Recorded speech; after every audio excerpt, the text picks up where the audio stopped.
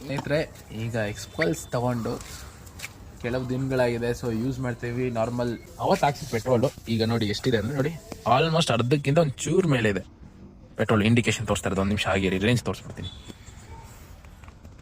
Fuel 318 ಅಂತ ಇದೆ, 318 kilometre ಹೋಗ್ಬೋದು ಅಂತ ಇದೆ. ಸೊ ಅರ್ಧ ಅಷ್ಟು ಇದೆ ತೋರಿಸ್ತಾ ಇದೆ ಈಗ.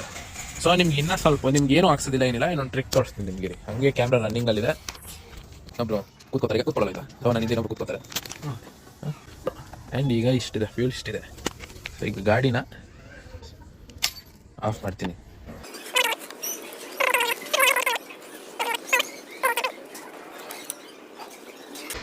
ನೋಡಿ, ಫ್ಯೂಲು ಆಟೋಮೆಟಿಕ್ಕಾಗಿ ಜಾಸ್ತಿ ಆಗ್ಬಿಟ್ಟಿದೆ ಈಗ.